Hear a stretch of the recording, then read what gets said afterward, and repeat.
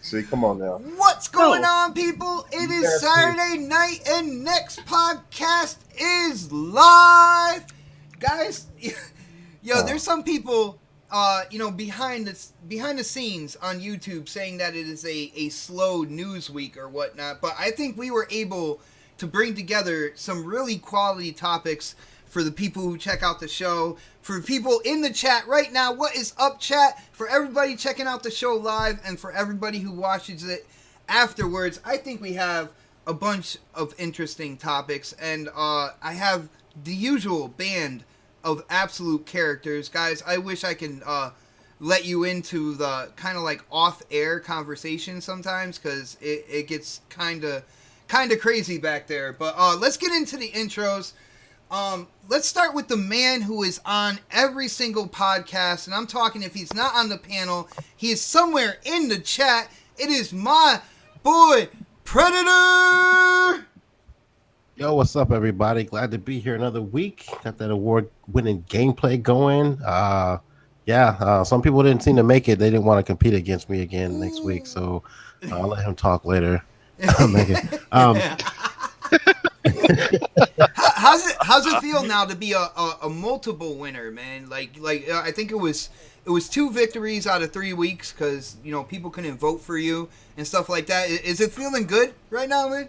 It does, because I really couldn't even get on my Xbox anyway the last couple of weeks. It was perfect timing, but we gotta get Dark a win, man, so he can feel good about himself. Get this man a week off. Go for Dark. Well, Thanks, Dark, he did bring some quality gameplay. One of the games I'm a little skeptical about, but he keeps bringing that like quality skate gameplay that I'm really digging. I would vote for him if I had the chance, but since the poll is on my Twitter page, I can't vote at all, so I don't get to vote. So the only other thing you need to add to that is Destiny gameplay, and you got bots vote. Destiny and skate all day long. Speaking of which, I think everybody, the lights are flickering out there, because it is time to introduce this next character. Everybody there in the chat, it is time to stand up, show that respect, kiss that ring, the Don! I don't know about character. I'm pretty bland, but really informative. So, for whatever that is. But yeah, another next podcast. We're almost to episode 100. Dude, 99 tonight, man. 99 tonight? Oh, nice. Well, thanks for everyone sticking around and keeping us on the air. You know what I mean? Yeah, no doubt. I was actually saying this on Crossfire. It's been an absolutely amazing ride so far, and not only that, but the support, the community. It's always here every Saturday. It's growing, and I can't say enough, man. It's all because of everybody in the chat, everybody who checks out the show afterwards. Thank you, guys. We're gonna hit episode 100, and I can't wait. We're on 99 right now, but I'm already nervous for episode 100. Does that make any sense, man? I feel like we still started like last week, to be honest with you. It's gone by so quick, to be honest. Yo, if anybody wants, like, for like shits and giggles, go back and check out the first couple episodes of the show and see how far we have come, because I do that every once in a while, and it's like, wow, it is like night and day, the first couple episodes to what we're doing now. And again, it's thanks to the support out there. Let's go next on the list. Coming live from the 405, and this man has been an absolute workaholic lately. You will know that because his gameplay is not in today. It is K Mega. Hey, let me just make this point, because I heard this bastard over here saying, but I let him have his shine. Listen, we're talking about we're talking about an MVP, all-star, you know what I'm saying, got rings, did all this, man. I'm the Jordan of gameplay. Rings. I'm the Jordan of gameplay. I'll give you Kobe, man. I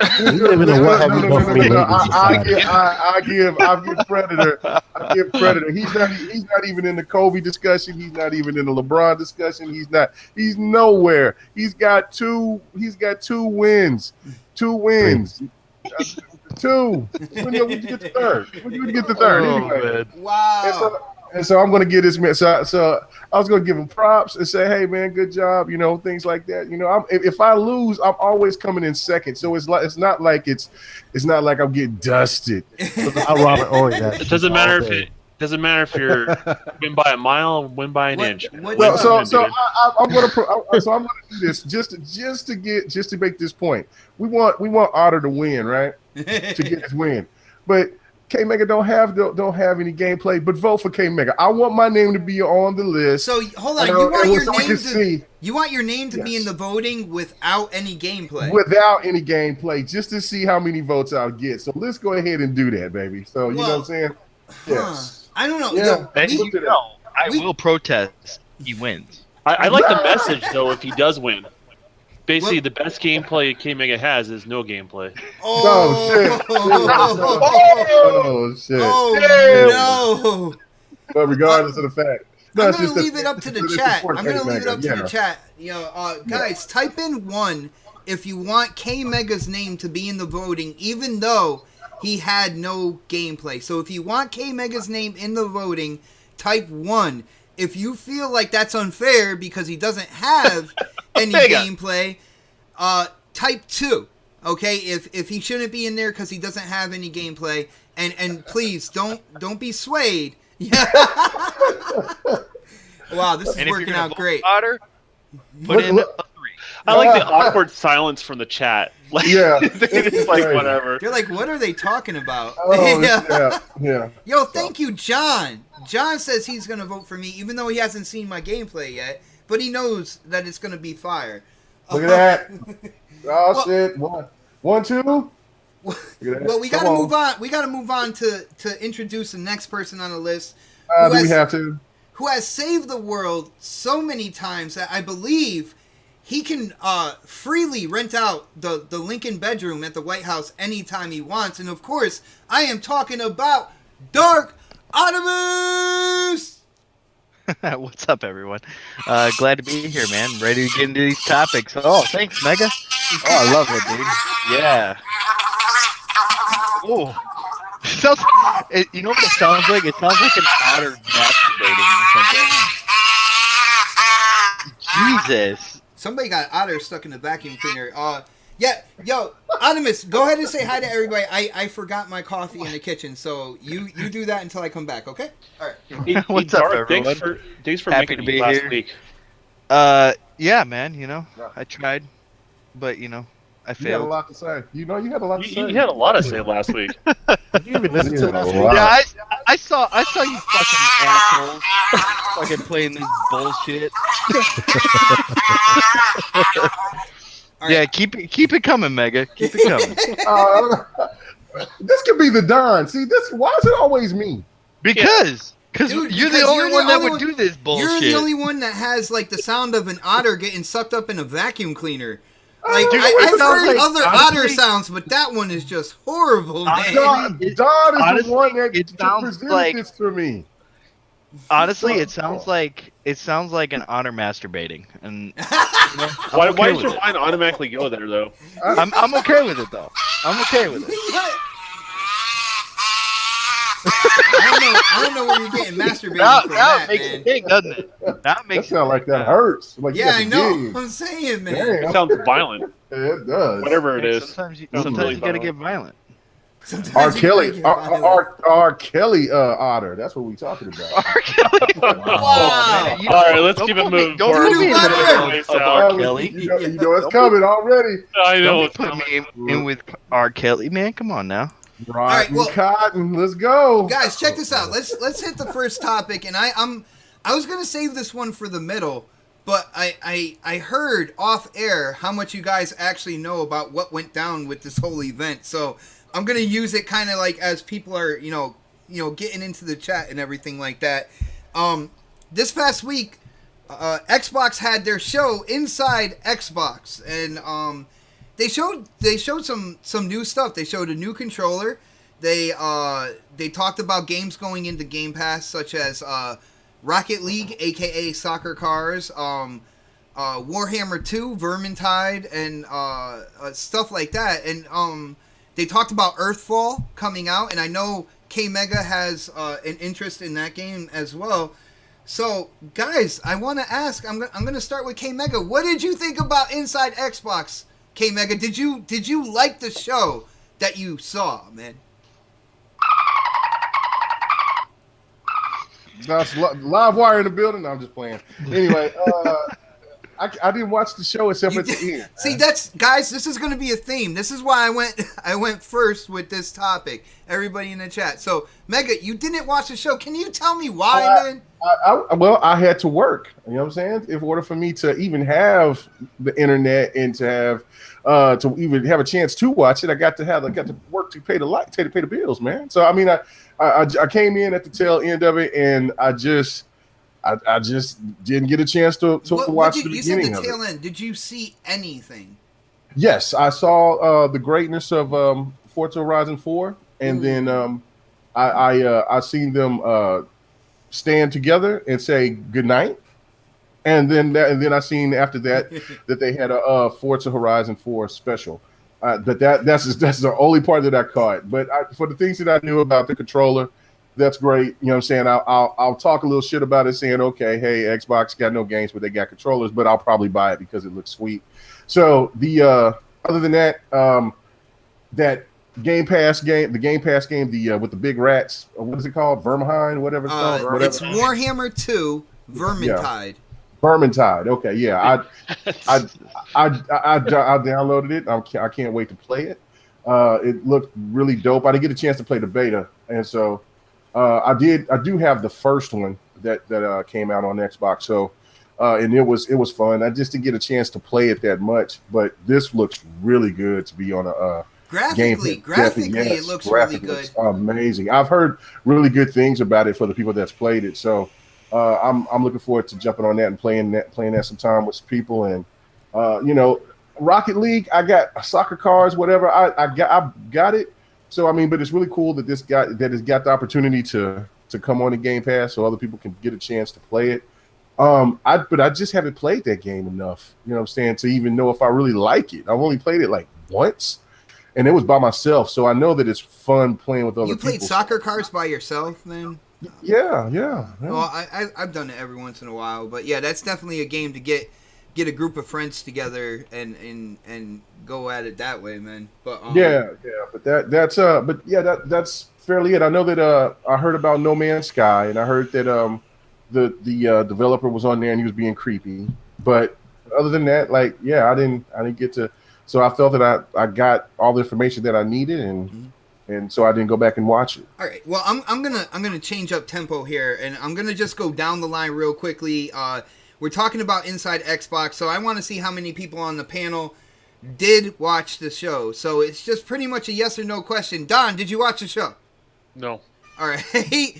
Dark Optimus, did you watch the show? Nope. And I told you to on Crossfire. How dare you? And I told you I wasn't going to do it. I told you I wasn't going to do it. Yeah. I thought those were just yes or no questions. Keep going. All right. Shit. Predator, did you watch the show? I had it on, but I was actually watching FIFA. World Cup.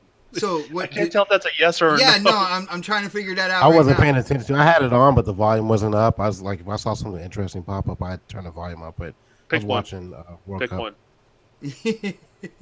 No, I didn't watch it. All right, well, I gotta say then, guys, I know we are a very, very small part of the community here, but out of everybody on the panel, I am the only one who actually sat there and watched it from start to finish. And I gotta say, I didn't have any expectations of the show when they first started it. And I see a lot of people kind of making fun of it now out there, on Twitter and stuff like that. But they did have information. They had games for Game Pass. If you're interested in No Man's Sky, you did have Sean Murray come up and talk more about it. Kind of like how the game has changed and everything from when it launched on the PS4. You had a new controller. They talked about Earthfall. There was information there, regardless of how, I gotta say personally, how stupid the presentation was. And I gotta say, their presentation was absolutely horrible. guys, did people expect too much of this show? Like, anybody on the panel can take this question, and then we can roll, down the line here. But when this was first announced, do you think people were expecting too much of what this show could be, or what this show is now? Yes. Honestly, yeah. Yeah. I think there was times where I thought to myself like, oh, this is going to be a great show. This is going to be something that I'm going to get into and actually watch. And now after like how many episodes? 4 episodes. I just can't even watch them anymore, man. I just can't do it. I just like I can agree with presentation wise, because they tried to do some type of. Well, it's not really the presentation. It's just like all the stuff that they announce. Like I can watch that either later or look it up, and I don't have to watch the show. But that to me, Rocket or we've League, seen it. Yeah. Rocket League going into Game Pass was a huge announcement. I mean, you can take that idea when it comes to E3. You can watch every single trailer and stuff like that from E3. But is it though?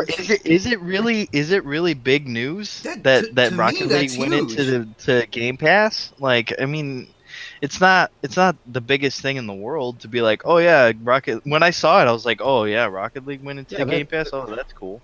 That's something like it could have been tweeted out. Like yeah, exactly. It wasn't that big of a deal. I thought the show, from what I watched, it was really slow developing, and every time I would look down, it seemed like the same people were talking. I think the guys from Forza talked a little long, and there was another game where the guy talked really long, but they were in depth with some stuff that I was like, okay, you guys are still on stage. Like, I think our expectations for this is what we kind of wanted to hear and see versus what we're actually seeing, and I think that's where the disconnect is. No. We already have like a weekly show with Major Nelson, I believe, and then like now we have this monthly show with Major Nelson again, and it's just almost like information overkill. But they're not even giving us information. Is it Major Nelson overkill? What about that? That too. Well, I mean, like, look at the information we're getting though. Like, most of that stuff is stuff we already knew. They're not showing us really a lot of new gameplay. They're not showing us. They're not dropping like brand new announcements like on a regular basis. I mean, and again. This isn't really typically the place for that. We especially leading up into E3, but now E3's done. And we're going into Gamescom. It's like what I'm seeing from the show and what I've seen from the show has just been like it's been very mediocre. It's been stuff that we've already known. And I think that's where like we're kind of like, okay, like I don't really give a shit about hurdy-gurdy and Sea of Thieves and who made the music. It's good to know, but that's not something I want to spend 15 minutes watching. It's like I think the information they're giving us isn't really what we want in the time frame they're giving. Because one of the shows was like 2 hours long, and it was the quiet room that they were doing with the zombies. Like yeah, that was bad, man. It's like they're struggling to have an identity of what they really want the show to be. It changes from week to week. Dude, I can not see much, that. I say. Like, you guys know me. I'm a cup like half full type person. I try to find the positive out of things, and when I watch this show, I mean I did grab some positives out of there. Now you guys might not think this is like like earth-shaking news or anything like that, but with Game Pass and having kind of like this space in between, when Forza Horizon 4 comes out and that gets put into Game Pass, like I was wondering.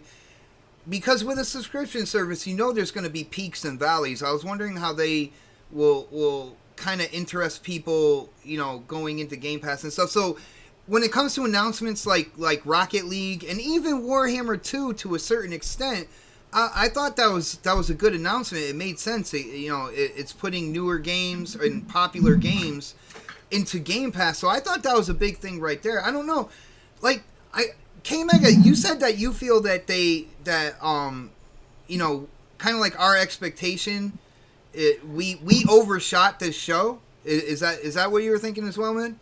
Yeah, I mean that's people do that with a lot of things that comes out. Like it's people, it's right there in your face for what it's going to be. I mean, if anybody thought that this was going to be the second coming of a E3 show every month, then what would be the point of Xbox even going to E3?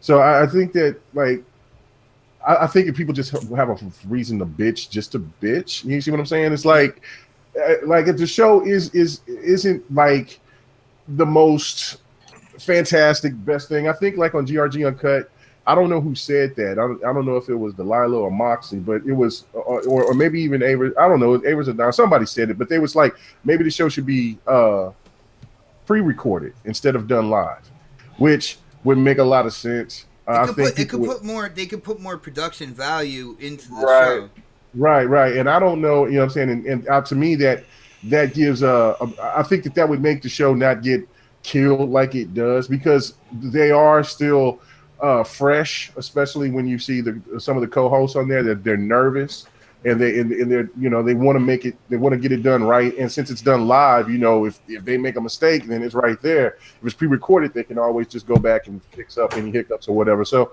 I like the show. I missed this show because it was just, for me, it's like, I mean, like I said, I got off work late, but it is a testament that I didn't go back to go watch it. So that is saying something. But I think it's still needed, just for not us, the people that's always into the know and looking for the new scoop and things like that, but it's for the casual out there that don't pay attention, don't really read the magazines, don't constantly look at YouTube all the time or listen to podcasts. It's for the people that just turn on their Xbox and they see it right there and then they go to watch it. And so it's benefited because look at the success of what happened with Sea of Thieves and with State of Decay 2. So I'm saying it is needed because it's something that we've been asking for. For Xbox to be more transparent about what's going on. Mm-hmm. I just think that people's expectations, they're thinking this was going to be something bigger and better. I think they just need to cool it down. All right, I got you. Now, I want to move to Don real quick because I believe he's the only one who really didn't chime in on the question. Don, do you think that like the community's expectations is what is getting people, when you actually see the show, it's not living up to what people thought it was going to be? Is that an us problem, and what we expected the show to be? Yes and no. I think the level of announcements people are hoping for, I think that's more of a customer expectation where like we're getting a little too ahead of ourselves as far as that's concerned. Mm-hmm. But if you have something to tell or show to your audience, it's not engaging. That's the problem. You can maybe chalk it up to the announcements, maybe chalk it up how it's delivered, but people are just don't care. And that's kind of sad. I mean, here's the thing is like, I don't think the big outlets like an IGN or a GameStop know how to really present good Xbox news, right? But at the same token, at least they entertain their audience and bring people in. Dude, I think they thought with Inside Xbox, because like I said, they were doing this theme of like I guess you could say like early game show theme at the beginning of the show. I think they thought they were trying to entertain their audience. Just in my opinion, that was not working, man. The presentation. No, it feels forced, right? Like that's and that's the thing is, it feels like Major Nelson had to come up with the way to do all this. Like, and I don't know. I don't even know. I don't understand why that's on his plate if that is the case, right? Like he I know he does a lot of things behind the scene that we don't see, right? Mm-hmm. Hire someone to do this that works in entertainment, that can present, if I would say entertainment and marketing, put a small team together that handles this. And maybe that's what they're doing. But if they are doing that right now, they're not doing a very great job of it. That's the way I look at it. Pre-record is a big thing. Have part of it be live, but not all of it. The thing that I kind of think of is back to kind of like how the old Top Gears used to be structured, right? They have a bunch of pre-recorded stuff. They work with people, right? And then they do a part where they work with a live audience and host that. And I think that's a big part of it. I think you can have that live element and you can have that production value of pre-recorded together. I want to see proper structure to this. So if it's a segment that doesn't apply to a particular style of gamer, they can just tune out for 15 minutes. They know they may have something to expect. in regards to that, and you have to have personalities people are engaged in. And not everyone's going to like every personality that's on there, but you need at least like 3 personalities that are somewhat different together, unlikely friends, right? I would call it. That Kind of like share this that. panel. Well, kind of like a lot of podcasts, right? Like we're, because we all come from different backgrounds, and the common thing that pulls us together is gaming, right? Yeah. And we all have very much different personalities and stuff like that, but we all come together because we enjoy the same thing. Why not have the show be a reflection of that? I keep, anytime I'm harping on something, I always want to offer a solution where I think it could be better. You don't have to take my solution. It's just to get the thought process started, right? And what I want to see is production value from people that know how to do production, and I want to see people that understand the marketing side kind of come together and really, and also cover your bases too. Like a lot of times when they do announcements, sometimes they set themselves up for criticism. Does that make sense? Yeah, before time, they're like, we got this huge surprise on Inside Xbox. And, like, I'll say, to me, like, I didn't expect, like, a game like Rocket League going into Game Pass. So, to me, that was a surprise. But we'll talk about, like, Game Pass moving on down the line. I just feel like their announcements and stuff like that, like, I feel like it's different departments, right? Like, the Xbox Wire is a different department than whoever's doing the Inside Xbox in this monthly show that we're talking about, right? Like I feel like they're all different departments, and then the people that handle information that goes out to media outlets, they're all different places. It shows, and like that needs to change. That needs to be all under one umbrella, to be honest with you. Don and the rest of the panel, I'm watching the chat, and shout out to Sleepy Goblin 2D. He came up with a question in the chat. He's like, do you figure they made the show to combat a lack of positive press? And is that needed? It doesn't feel like enough content for the frequency. And he's talking personally. I think that's what the gamer wants, though. Yeah. I think that's what their audience wants. They want positive news regarding Xbox. It's not like they're delivering negative news, but they're not delivering the news, right? And that's kind of where we're at. They're just introducing some side stuff, and that's all it is. Right, and no, I totally agree. It's just like with the listeners of podcasts. Listen to how many listeners that said, "Man, look, I gotta get away from the drama. I just want to listen to Xbox news, man. I mean, all this other extra is just not necessary." You know what I'm saying? I mean, it's the this generation, the lack, the positive about Xbox was really strong. Then since we got towards the tail end of this generation, it's like everybody is shitting on Xbox for one way, shape, or form. And when there's just the box and they just want to hear, hey, look, man, is there any validation for me to own this console? Because every time that I go to a different podcast or watch something on television or read a magazine article, it's something that it's what's wrong with my purchase. I just want to listen to something that's positive. I'm telling you, it is the truth. So I mean, yeah. So I think the Goblin was absolutely right with that. Like, it's just, we need to hear something that's really positive, maybe be cheesy, but it's no different than anything else that we hear for every other platform out there. And I don't know. I don't want to be super negative on them because, like, obviously they need to grow. Like, they can't expect them to be perfect right off the bat. But I feel like next podcast can take the same information they presented and make a more entertaining show. And I'm not tooting our own horn. I'm just saying, like, oh, Don, boy, well, no, that's true. We'll have, that's the sentiment people we'll are have feeling. K Mega right? do the No Man's Sky piece because I know that's the piece he would really want to do. Really? Yeah, dude, you would make it more entertaining, right? I would do my best with it. Yeah. Yeah, I mean, do you think? I mean, that's. And I'm not trying to pick on the talents that are there and stuff like that. I'm just saying, like, there's a couple cool guys there.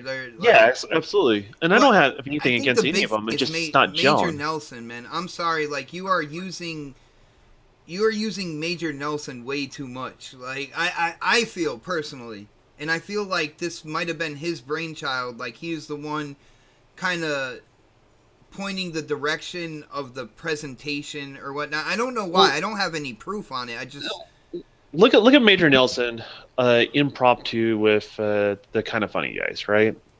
Regardless of the little shade that was thrown here and there that people keep talking about, that was way more entertaining than this, right? Yeah. And they're non-Xbox guys, right? Like that is a better format than what they currently are doing right now.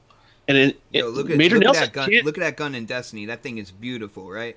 Major Nelson can be entertaining. You truly can. Like I saw that, I'm like, oh, that paints a totally different light for his personality and who he is. But the thing is, these shows are Major Nelson's not coming out, right? Like it's a very heavily filtered version of him that's just not engaging. And like I know he can be engaging, right? So that's what I'm saying. It's just missing that X factor, that lightning in the bottle that I think we're all kind of judging him on, and it's unfortunate, but I mean that's just kind of the state of where it's at right now. Hopefully, you get better. I don't know Major Nelson, but I mean, like from this, like I could see him being the type of guys like I want to be front and center of all these shows. Show me, show me with the white glove. Show me doing this, and I've seen some stuff of his where he's actually entertaining, but like this show, I mean, like look at it this way. So I was looking at the view count right on YouTube, and I know a lot of people might watch this on Mixer because you get free shit, but it's on the YouTube counts alone. The opening episode was at 151,000 people views, should I say? This last one only has 75,000. That's saying something. That's cut in half right there. Yeah. Now the E3 one was at 181, but I give it a bump just because it was. Do you think that would go up or down depending on what they announced, like what people hear through the grapevine? Like if say like if we saw Crackdown Destruction, like say on the next one, just hypothetically, right? They just show it. Then more people will come and check you out and see it. Exactly, and you hear through the grapevine. They may have totally missed the live, but they would at least come back and look at the other. But no one's even tuning in after the fact to even watch it. Now again, like those counts are skewed a little bit because they're, the first episode was like 4 months ago. But I mean, like no one's going back and look at us. Like we used to try to watch these. And now we're just like, well, whatever. So, we'll hear about it later. But again, it's mostly stuff we've already heard already, or something we already know. Because we also got to take into account that they might not have a lot to talk about right now, and they're doing their best to come up with things until like going into next year with Gears and. Well, that's their fault for not having a fucking roadmap for the show in the first place. All right, I don't know, man. I know they're going to keep doing it. Hopefully, it evolves kind of like over time or whatnot. I thought there was some information to kind of like to take out of it with this last show. But again, like I said, a lot of people were making fun of it. Let's dive into a more, I guess you could say, a more risque topic here. It's something that I believe Dark Optimus put in the DM. So huge shout out to the Angry Otter himself, Mr. Goldblum. Neil Druckmann comes out, the director of The Last of Us 2 over there at Naughty Dog, came out and started talking about The Last of Us 2. And one of the things that I pulled from this article is The Last of Us 2 is about an emotion called hate. And a lot of it revolves around people being uncomfortable in terms of the violence of this game. Like they went for a brutal realism when it comes to the violence. And if you saw the the demonstration for E3, you saw that axe go into the guy's neck and everything like that. It was something that our boy Next Gen was flipping out over and stuff like that. And I gotta ask, like, I'm gonna start with Predator here. Predator, when it comes to like ultra realistic violence, like really putting in the physics of how an axe will go into a neck and making people feel uncomfortable, do you feel this is something that you should really use to promote a video game? You guys know me, I play everything from violent games to Viva Pinata, so I feel like there's a wide spectrum out there. Like, Pred, how do you feel about promoting games with kind of like this level of realistic violence and hate, man? I mean, it depends on what type of game you want to play, but like, I mean, I've played. I'm like you. I played some childish games, Little Kitty, and I played some more realistic games too. Like every game has its own art style, so you can't sit here and try to apply that style to every single game. Because Mario, he just jumps on turtles. He's not fucking shooting them and pissing on them and shit like that. I mean, like Oh, people love that game, but I'm saying, like he's not doing any crazy wild shit. It's just Mario running and jumping on turtles and shit like that. So like that's that game style. That's how that game is meant to be played. And you have games like Last of Us where it's meant to be violent and gory. So like, if you're not interested in that type of game, then don't buy it. Like it's not, it shouldn't be that difficult to pick and choose what style of game you want based off of like how much gore is in it, how much violence and sex is in it. I mean, I've seen games like The Witcher has a decent sex scene in it. Actually, a game K Mega didn't like me playing a couple of months ago. With the realistic, I can't think of the name of it right now, but it's like a realistic. They're made from Bohemia or something like that. They're in Bohemia. It don't matter. There's a huge sex scene in there, like, and it's like you have to do a lot of shit to get to it. But like, no one's talking about that. I mean, no one's really playing the game either. But there's games that are like that. There's a game called Shower with My Dad.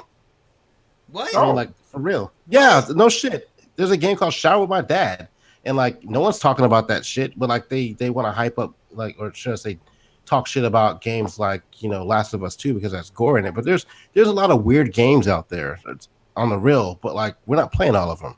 So like it doesn't matter. Just buy what you like. I'm not buying Shower with My Dad or anything like that. I got you. Well, yo, mm, you're talking about these games, but what I'm saying here is like the director is coming out himself, so he's basically promoting this game himself. So you don't see like the director of Shower with My Dad trying to come out there, in an article and talk about certain body parts as the reason to to play this game or whatnot. So no, that's a first. But I mean, if they're using that to promote the game because it's gory, I mean, are we moving the goalposts again now?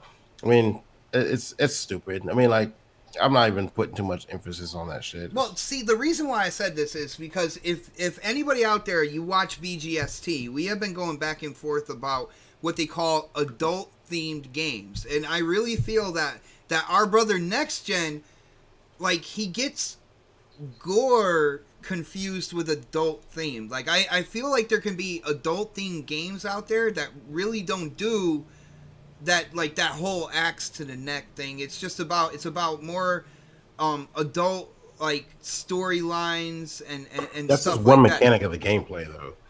Well, that but that's what he said. He hopes you guys like. He said it's a game about hate.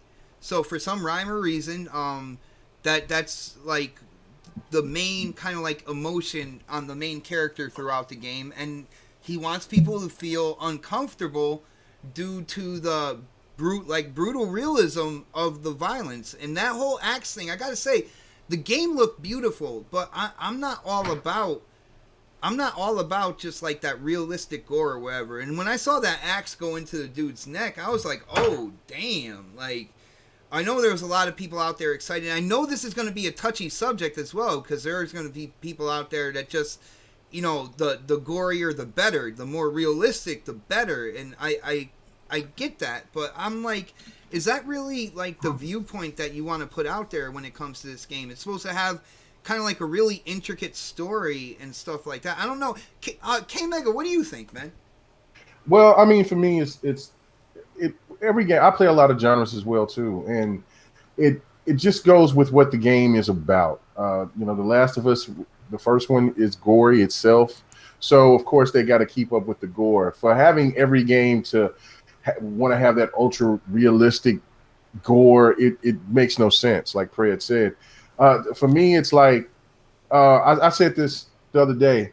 Okay, after playing both Detroit and God of War, if I played Detroit first, I probably would not have beaten God of War, because that story was so compelling and so much better than God of War's story. Mm-hmm.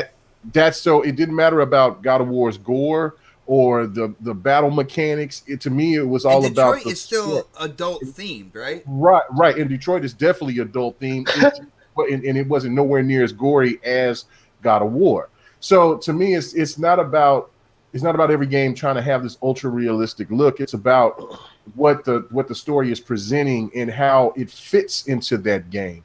You can't ask for Sea of Thieves to come out and be gory when it's not meant to be that way. It's meant to be a more open, family friendly type of game to go and explore and enjoy that as with your friends.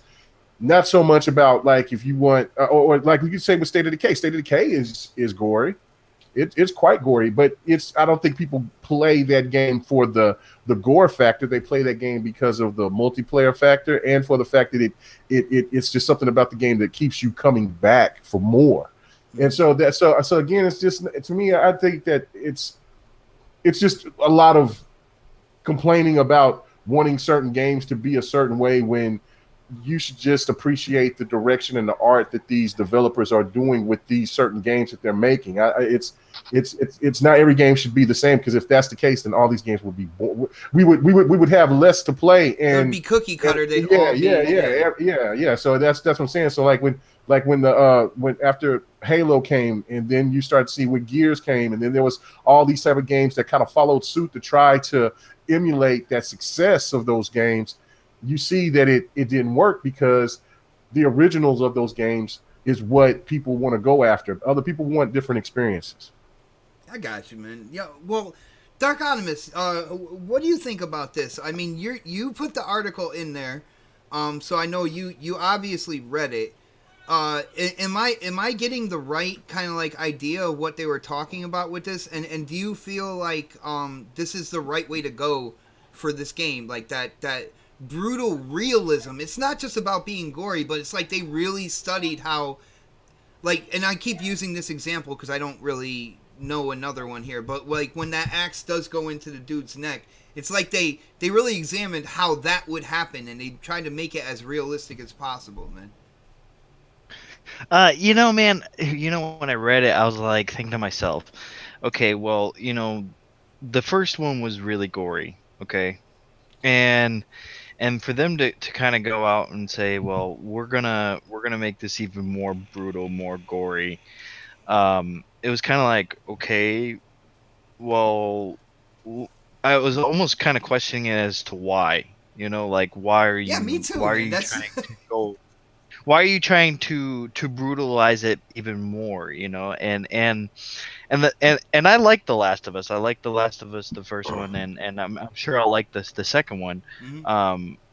And I understand where they're coming from, because they're kind of going for this like revenge tale, and she's going after, whoever she's going after, somebody did something to her that she's got to go after. I think they killed the girl that she kissed, man.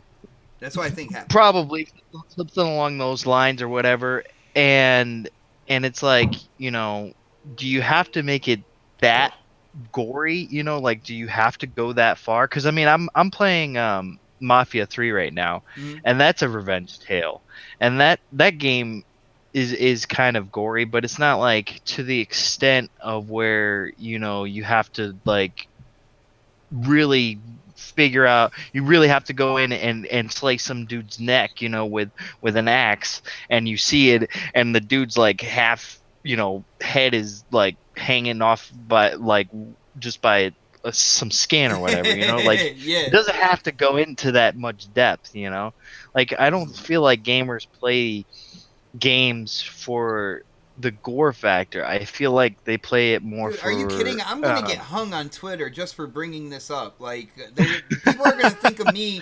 I'm gonna be like a preacher now that I don't like anything like that. Yeah. There are those who do play it for the gore. There are people who enjoy that stuff. I mean, I've never been one to be like, oh my god, this game is so gory, it's so awesome. Like, I've never been like that. It's more for me for story. Like if the story is really good, then I'm like, oh my god, Doom, I'll this give you game is good. Doom. I was kind of like with the graphics and how the mechanics of that, Yeah. and going in and kind of like brutalizing a demon with your bare hands and stuff like that. I will say I was into it in that game, but But then again, it's Doom. I don't know. Like, I feel when it comes to this game, Doom. And you're not killing humans. You're killing demons. You know, this is a little bit different because it's a human kind of aspect to it, and yes, they may be bad guys, but I feel like in that situation, if they're gonna kill you, yeah, maybe you would go to those brutal lengths, but at the same time, like, do we really want to see that in a video game? Steven Roush in the and I chat. know. Hold on, my bad. 1 second. Steve Roush in the chat said the gore factor makes it badass. Yeah. No, it does absolutely. I mean, it definitely makes it it makes it a fucking cool ass game. But is it really the thing that drives people to play the game? I honestly think it's more the story. I think it's more the combat. I think it's more just the way that the game plays, and I think as everybody has said, gameplay is king. I don't think gore is really what's driving people to play this game, to be honest. I got you. It's just that let me put this into a more proper perspective in kind of like my thinking and my opinion of this. And I'm not saying that I'm not looking forward to this game. The gameplay that I saw this past E3, it sparked my interest. It's got my attention now, and I didn't like the first one. All right. So with that being said, you look at what they showed for this game at E3. To me, it just feels like they are artificially trying to push buttons. You had a girl kissing a girl, and then you had this whole talk about gore. It seems like they're trying to push. They're trying to push unnecessary buttons, though. Like I'm glad somebody it's sees like that. Yeah. It's unnecessary, but I mean, it doesn't bother me, like the whole kissing, the lesbian scene and stuff like that. Like, I don't think she's a lesbian. I think it was just like something that had to do with the game. It's something they are do. pushing, but yeah, I think they're just trying to push an agenda. I don't think they're pushing an agenda. I just think that they're pushing buttons to get a rise out of people and get a rise out of gamers and stuff. And you don't need to do that in order to make the game fantastic. You don't really have to go that route.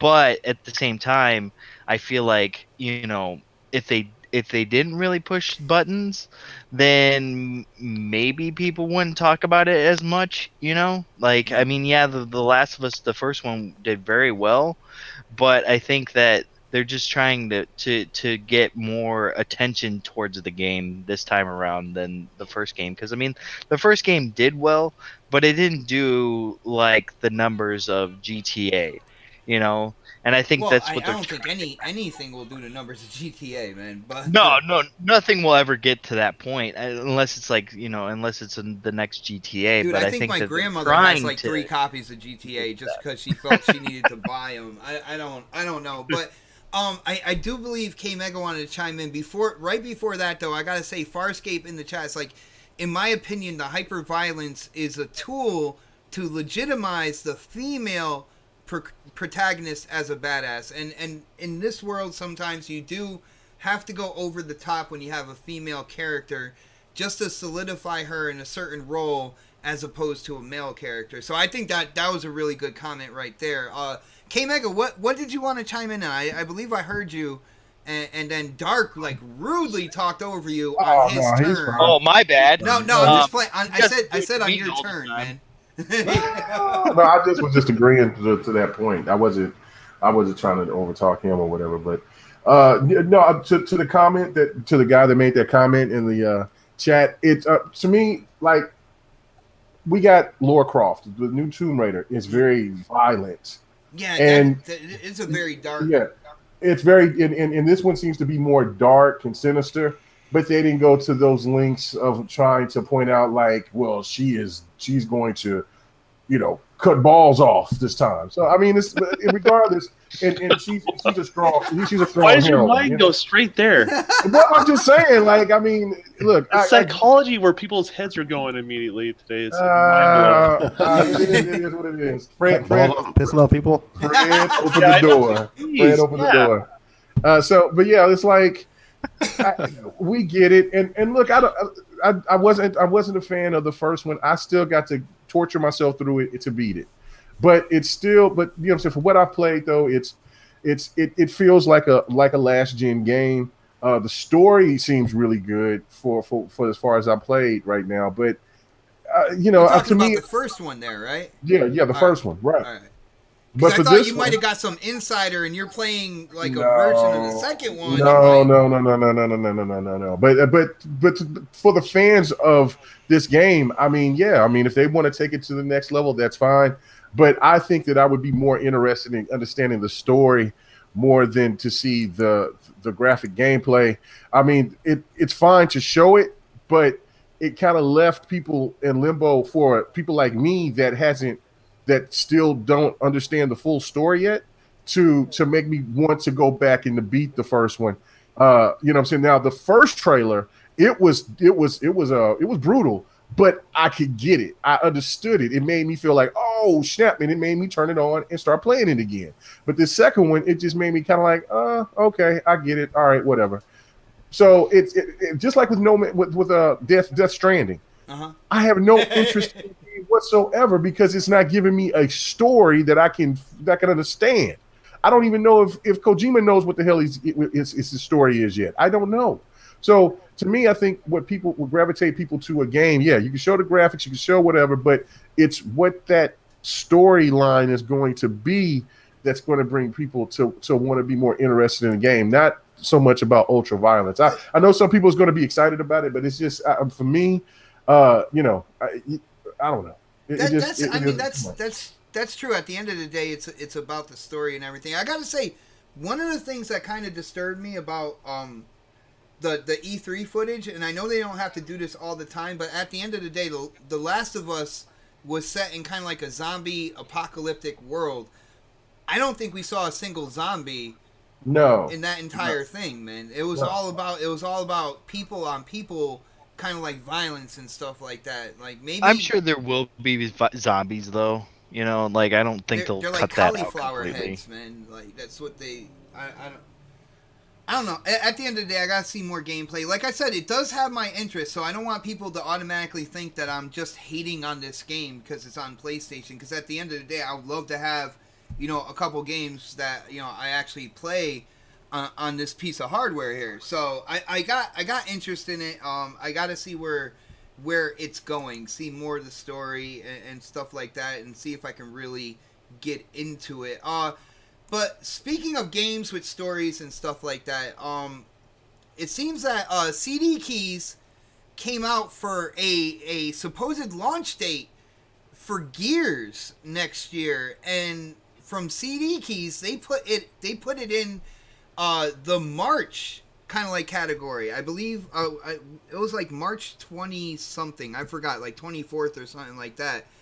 And that really got me thinking, because when I think of a Gears launch, I think of it in the holidays when people are really like buying games and buying hardware for, family, friends, and stuff like that. So I want to ask you guys, and this topic was not in our DM, and I like to keep you guys on your toes about stuff like this. So let's go with Don. Don, CD Keys says March as a release date for the next Gears. Do you think this is possible? Would it be a good idea, or are you in my boat here, which I think like the traditional holiday release date would probably be the best way to go with a title like this, man? I don't know. I mean, there's people that look at the numbers, and that's their job. I'm not thoroughly convinced if you release in the holiday season that there's not money to be spent on other games other than Call of Duty and some of the other games. Yeah. But the same token, we're not privileged to those numbers, so we don't really know. Now, I believe they're maybe toying around with the idea possibly earlier this year or earlier in 2019. Possibly. I mean, I'm sure they're looking at it. I mean, there's always people are kind of weighing all that sort of stuff out. But to be frank with you, it's going to be somewhere in that calendar year. I wouldn't, CD Keys has a pretty good track record. I wouldn't put too much weight into this, to be honest, because it's just one leak. When you see multiple like outlets together leak certain times and dates, that in the same ballpark, then it tells I think a much clearer story. Don, I've heard many examples where CD keys has been pretty accurate when they've done stuff like this. So I think that's another layer to it. It's not like just some random website putting up a date and then like. But you also realize how how easy it is to copy and paste the wrong date, right? I mean, that's all it takes, right? So I mean, it can be as simple as a small typo. So I mean, you can't ignore that might be a possibility as well. All right, I got you. I'm gonna go to Mr. Goldblum himself right now because his gameplay is playing, and he is tearing it up on the streets with that skateboard. But yo, Dark, what do you think about this Gears supposed release date? Do you think it could actually happen, and do you think it would be the right time to release that game, or would you go more traditional, like around the holidays or whatnot? You know, when I heard about this, I was like, I don't know why you didn't put this in the DM, but I was I like, wanted okay, to surprise you guys, yeah. I was thinking about it, I was like, I can't see it coming out in March, but at the same time, they've surprised us before with, different releases. But I think ultimately they should go with that traditional route of holiday season. Like the Don said, I think there is money to be made, besides, Call of Duty or whatever. Yeah, why are people so out. afraid? Like, the community has gotten to the point where they're like all little mini, like, Michael Pactors, and it's like, oh, don't release that game. Call of Duty, Battlefield, like, I don't... Yeah. I don't see the it's reasoning also, there, man.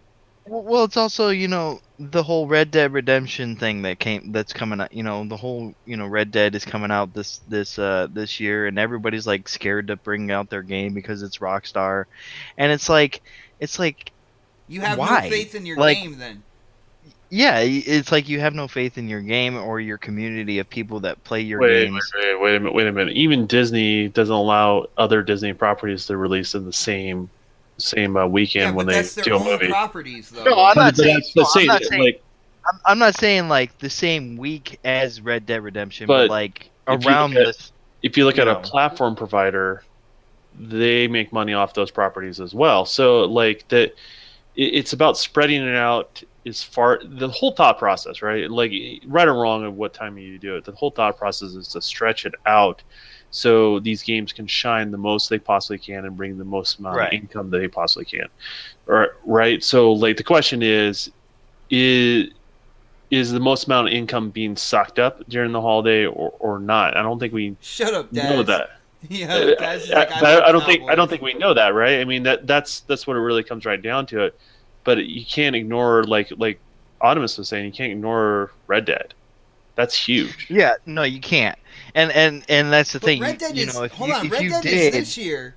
I'm talking next year around the holidays for Gears, man. No, right, exactly. This next year will be a different beast because there will be different games coming out around that time. So you're Red Dead. So what if it was that early Xbox? Do you think that maybe it was more slighted to be released this year and they pushed it back? That's if it does release in March, and the crazy thing is, like, their development time on this has not been like. I guess you could say hasn't been traditional. I know you said they started work on this like while Gears 4 was like I think it was ending its development or whatnot. Yeah, and they confirmed it after I talked about it. But so still, I mean, that's pretty quick right there. And to even think that they would have pushed it back to March and it might have come out earlier. That to me, that's kind of insane. But yeah, that's what I would think, yo. I mean, it's quick, but if you think about Epic, I mean, it's not much different than the time frame as that. And Epic was using the title as a showpiece for their newest engine features every time, right? So not only working the game, they were working on a whole new engine and upgrading the engine on top of that, right? So is it really that hard to believe? No. When you put it that way, no. But it's crazy, man, to be... to come out with a quality game, and I haven't played the game yet, but I'm going off of the majority of Gears that have come out. You know what I'm saying? To come out with a quality game in that short amount of time, like that really says something about the dev team. The dev team, if they could pull that off. But I don't think Rod's also hasn't had this much control until now as well. He's loving it right now, man. Yeah, like he's building the team that essentially he wants. I mean, he came in like after it was somewhat, they're working on other projects, right? But he's kind of building the team that he wants, and then getting people to work really well together. So I mean, you can't look at the coalition and think they're not super talented if they pull this off, right? Yeah, no, definitely, man. Guys, I got a really random question from O Snaps. It was in the chat. She is at work right now, and I guess she is the manager there. I guess they ran out of toilet paper at her job, so she was asking if her crew deserves Angel Soft. So, what do you guys think? Should she go Angel Soft or single ply all the way and be a cheap ass manager? I think the recycled brown paper one. Wow, bro! Use some paper towels, man. Use some paper towels, man. 300 grit. That's what you need. Oh man. No, it should be like wool. Wool. So good. Wool. Yeah. Steel wool. No problem. That's just a little brutal, man. That's just a little. This is not The Last of Us. We don't use steel wool. Yo, he brought it back. Yo, Mega, what do you think about this release date, man? Do you think it's viable, or are you in the same camp, like pretty much where me and Dark are, where like we think more traditional during the holidays? I know Crispy Bomb in the chat, like he is a Gears nut, and he's been talking. He's like, man, give us a beta this holiday and then release it at March and all. What do you think about this, Mega? I think I like the March date. I think that was something that I've always been saying, is that Xbox should be bringing out their bangers in the beginning of the year, and it also gives me some exciting feeling that they're not done after that. It's not like it's going to be Gears and then it's going to be just something, maybe a couple of the smaller titles. I think they'll have something that will be big enough to go into the end of the year. So it just makes sense, because I mean, if you look at it from a standpoint of making dollars, it's the perfect time to bring in a heavy hitter. I mean, PlayStation's been doing it for the last 3 years now. So it's something that I think that Xbox should implement. Bring a heavy hitter at the beginning of the year and bring a heavy hitter at the end of the year. That's something. But then, if you're thinking about that heavy hitter beginning, heavy hitter at the end, we know about Gears next year. What would be their heavy hitter at the end then, though? I mean, I don't know. We don't know. I want to say Fable, but we don't know how far that is. That's going to be next gen 2020, man. Okay, it could be. But I mean, that what I'm saying, they did say that Halo Infinite. I mean, they were stating that Halo Infinite was going to come out this generation. I mean, it could be that. I don't know. I mean, they have these studios. They got the blueprint already set up for what they want to do.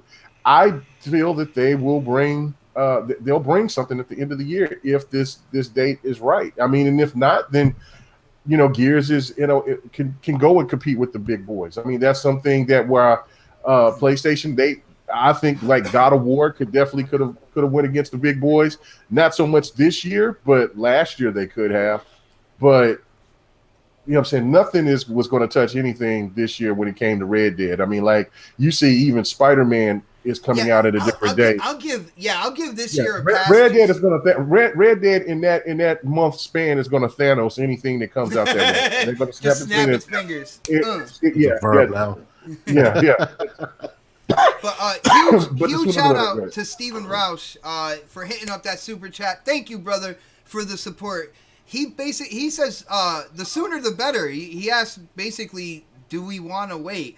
And it's not, to me, I didn't bring this up for the fact that I would want to wait.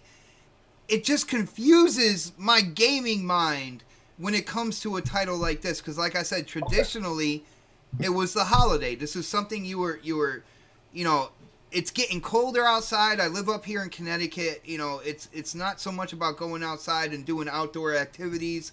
It's getting ready to, you know, to kind of like hibernate in with your Xbox, and you get this brand new, you know, top of the line title when it comes to the next Gears or whatnot to kind of like sink your teeth into. So it made my gaming mind confused. Like if But the you Gears, hiss at the sun all year round. Yes. Go outside and hiss at it. Let me make this point. I mean, I know this is hypothetical, but just think about this for 2019 for Xbox, right? You got Crackdown coming. You'll have a potential Gears coming. Then you'll have Ori and the Blind Forest coming. Then you might have at the end, you'll have, well, I can't say we'll have another Forza because we don't know anything. I think they're going to take the time off for Forza Motorsport 8. So we don't know what's going to fill that gap there. But just think if they bring Halo Infinite at the end of the year next year. Just think about that freaking lineup. Just think about that for Xbox for a second. Halo You got and Gears within the same year. That is very intriguing to me, man. that's what if that date is true. Now we don't, like Don said, we don't know if that's a typo. We don't know if it's not true, but that's why I'm saying I hope it is for me personally, because that means that they'll have plenty of things down the line. And if you got Gears coming, you got Crackdown, Gears, then you got Ori and the Blind Forest, and then you bring maybe a Halo or some other big title that we don't know about that may come. I mean, hell, I know that they haven't showed anything from Killer Instinct or anything. I don't know, but whatever. I just don't see them avoiding bringing a game at the end of the year because they always have this generation. But I think that would be a setup for something really huge to come out at the end of the year. Here's where I think the point in here, Mega, is if they release it, say, in March, right? Right. And it's kind of just like I wouldn't say not ready experience, but like not fully realized experience coming out. Like, I'm not saying in this case of the story, but like a lot of times, like the multiplayer, like a lot of stuff is not ready. You know what I mean? Like, oh yeah. Just if the difference between releasing early in the year and the later of the year is I have more ready experience when I buy that disc or I download my copy. Mm-hmm. I would rather wait. Because they haven't announced an official date, so they can do whatever they want. And I don't know. Maybe I'm alone on that, but I kind of want stuff to be a little more ready at launch when I pick up my titles. Gears didn't have any problems except for only on the PC when they were trying to do the maps were kind of sparse at release. Yeah, well, yeah. They have the maps now, like, you know what I mean. So it's what. I want a little bit more meat on the bones when I get the product, right? Mm-hmm. The same thing with Halo when it was out. Like Forge wasn't even ready, and you had even though it's one of the best multiplayers that's out there, it's still like certain things just weren't ready. And I felt like it should have had more meat on the bones when it released. As far as that goes, and if they want to do additional content, I totally get them on that, and I understand they're doing a lot. Mm-hmm. But I think I want just a little bit more at launch than what we've been getting on Xbox titles. Well, that could be true, but and maybe whatever they may come like that, Don, if the date is right, where it's giving you pretty much the story, and then the multiplayer is kind of like what it was last. For the last Gears, but by the end of the year that they'll have this big smorgasbord. So I get your point about, hey, I just want it all right now. I don't really want to wait. I mean, I can wait. I can wait for the team. Like, that's the thing. It's like, when do you launch it when leave a better first impression is what I'm trying to say. Yeah, I got you. I do. I can agree with that. I can rock with that. I just feel that I'm just excited for the going too long. What the hell? Craig, just wait your turn, man. Wait your turn. Yeah. You know what I'm saying? We're just having a version of the Dev and the Gamer. You know what I'm saying? Yeah. Listen, pay attention. Yeah, I mean, giving the people what they want, right? Yes. Because I had a show in like 2 months. Yeah.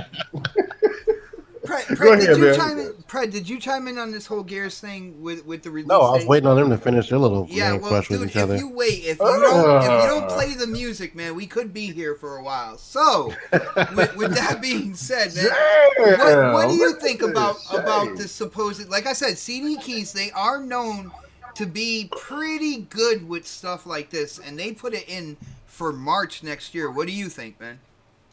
that would be a very surprising date with it. Just with Crackdown coming out the month prior, you would think if that Great was a point. date for that game, they would have announced it at E3. If they don't announce it at Gamescom, you know it's probably not legit. But that's and going back to what Mega was saying, he actually did make some good points. Like if that's the case and it does come out, next year's lineup is gonna be fire. That means they're gonna have something.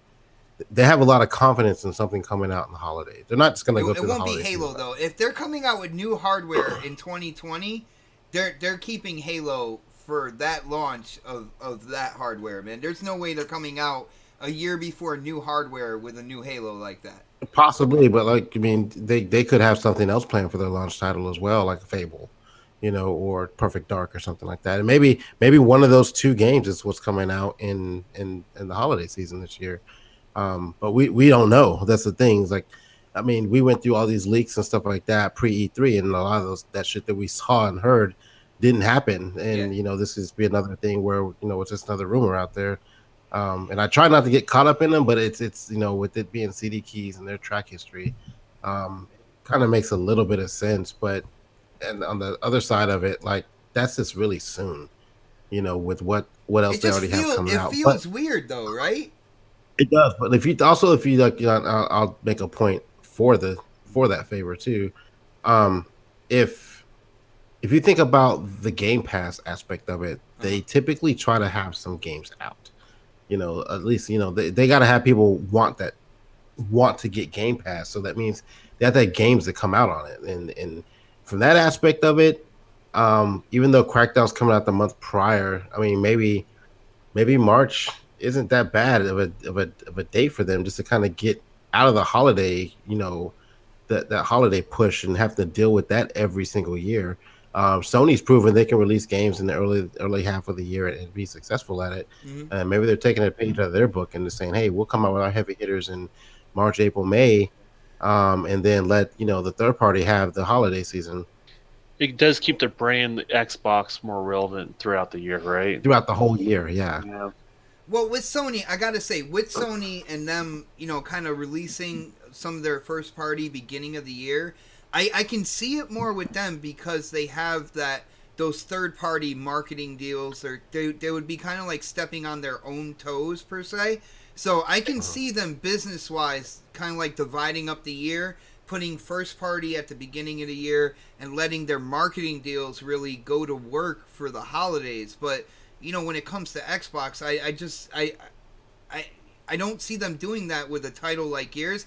I'm gonna go out on a limb and I'm gonna stay with the traditional holiday theme when it comes to Gears. Like around the holidays is when it's gonna release, in my opinion. And let's see if they prove me wrong, man. But let's see. On that note, let's move on to. Oh shit! What happened? I missed it. I don't know. Someone Man. deleted it. I don't know, man. Yeah, like I don't know. Somebody making passes at K Mega again? That's on the next level, man. Yeah. Well, let's talk Darksiders 3, because that was another one where a website said that it was going to release in November, and for people who are fans of Darkside, the developers never came out and officially announced anything, but this past week they actually did, and that leak was right on the button. This game is releasing in November. Now, we were talking about games. We're talking about Spider-Man. We're talking about Forza Horizon. We're talking about Red Dead Redemption, Call of Duty, and everything like that. Dark Optimus, Darksiders 3. Are you interested in this game? And are people going to be talking about it in November when this game releases, man? Dude, are you really asking me that question? No, yeah, I am. Yeah, I am. Dude, I'm absolutely ecstatic for this game, dude. Like, if you guys want to know, like, one of my favorite games of last generation it was Darksiders and Darksiders 2. I absolutely love those games. They were very, like, kind of Zelda-esque in a way, and they had this, like, they just had this like cool factor to them with like, you being in the four horsemen of the apocalypse, and like you're fighting against demons and angels, and it was just kind of like this cool like little like game that nobody really took notice to, um as The much first one as had Luke some other Skywalker. games. I mean, that would be cool. Well, they had Mark Hamill as the voice. Yeah, yeah, you're right. Yeah, they do. Yeah. Oh, see, I knew that. You did it. Oh, you Yeah. did. No, I knew it. I just forgot. Okay. But but you know what? I think Darksiders 3 is going to be fantastic. I'm excited for it to come out in November. I'm definitely picking that up day one. Um, you know, just being able to play as Fury is going to be awesome. You're going to be You able to think she play as looks the good? female horseman. You think she looks good as a character, man? Dude, oh yeah, dude. Did you see the new trailer? Like the new trailer. Oh my I god, didn't dude. see the Like I newest was one. like, No, man, I gotta check dude, it you out. got to check out the newest trailer, man, because it looks fantastic, dude. I cannot wait for this game. I like how even though Majo's not involved in the project anymore, that they still retain some of his style going forward. Oh yeah, yeah, they definitely did. Nice. Okay. Well, the second part of that question, Dark. Do you feel you heard all the other games coming out, and we were talking about that whole stigma of, oh man, we can't release in the holidays. Call of Duty, Battlefield. Oh no. Like, do you think people are going to be talking about this game in November when it drops, man? Yeah, I think it's enough time for people to go through and play Red Dead Redemption and get their fix from it, and then I think there will be people who enjoy Darksiders who will come in and play that game and really talk about it, and then probably talk their friends into getting the game as well, because that series of games are completely different from Red Dead and stuff like that. So I think I don't think they're gonna have a problem with gaining an audience coming out in November. All right. So even with all those games, you feel like people are they're at least going to be talking about that. Friends are going to be telling friends that they need to pick it up. So it's going to do moderately well then, in your opinion. Yeah. All right. Yeah, definitely. All right, cool. Don, what do you think, man? Darksiders 3. First, I don't know if you played the other two, so let us know if you've played the other two. And what do you think in November? Are you excited? Do you think people are going to be talking about this game with all the other games around it then? Unfortunately, like I'm glad that we're getting a sequel. And I think there's one more Horseman after this, so hopefully we'll get the story kind of finally played out. But that being said, like it's one of those games I want it to be better than it actually is. Does that make sense? Like that's kind of what I'm thinking with it too. Yeah, like I keep looking at it and I'm like, man, I love the art because one of the comic book artists I love is Majo, or more commonly known as Joe Madero. Mm-hmm. And he was heavily involved in the first two. So that was his kind of art style. Now, obviously, there's other people on the team, then they've kind of adopted it and kind of carried it over. It's still part of that DNA that you see in the third one here. Eventually, I'll play it. I'm sure. I just have to make time to play these games. They're just a huge investment, and I just kind of have to commit. I think there's potential there. I just don't think the game will ever reach the true potential I think that people wanted from the series. But it's still a little fun game. In an industry where these sort of games kind of just disappear and we never see them made in the first place, I'd rather have them exist in a world and find their audience than not exist, period, to be honest with you. Well, spoken like a true developer, man. Like, I'd rather have the game out there and get an audience than to not be out there at all. So I can definitely see that, and I'm definitely in your corner on that one. Pred, I can't read you, man, on this game, so I got to ask you. Darksiders 3. First, did you play the other Darksiders? And what do you think? Darksiders 3 in November. Are you excited? And do you think that people are going to be talking about this game? Adam has said he feels it's going to do moderately well. What do you think, man? I'm not a fan of Darksiders. I played one of them before. Just couldn't really get into it. I think it's got because of its genre, it's got a decent slot because mostly everything coming out around this time is just going to be shooters, for the most part. So So you have I a think it's choice. yeah. So you have an option, to get something different if you don't really feel like playing Battlefield or Call of Duty or Red Dead Redemption. I mean, this is something different, and it could because of that it could sell very well because people are just going to be like either I need a new game because I'm tired of playing these games, or they're going to be like I need something else different to play because I'm tired of playing these shooters. I mean, um, if you look at it from that aspect of it, they might do okay. It might be one of those games that people don't buy initially, but turn around and pick up in December or January where there's really nothing out. Yeah, I could definitely see that. I know. I believe early December. Just Cause 4 is coming out. I believe that's the release date on that one. Yo, shout out to Sith Lord in the chat. He's like, every time I hear Darksiders, it makes me want a Soul Reaver reboot. And dude, I want one of those as well. Not necessarily when people say Darksiders, but I am right there with you, man. I would love a Soul Reaver reboot. And it's funny talking about Soul Reaver. I automatically thought about K Mega, so we're gonna ask him real quick. K Mega, what do you think? Darksiders 3. I know you play all types of games, so I'm not even sure if I should ask you if you played the previous two. But let us know, and then let us know if you're excited for this game, and if you feel that with that. Everybody's like, yo, everybody stay away from Red Dead Redemption 2. That's gonna just dominate everything this holiday. Do you think that Darksiders 3 is gonna do well in November, man? I don't really care if it does well or not. I'm going to get it. I know this is a point. This is a talking point, but what I'm saying, the whole sales aspect of it is really minute to me. But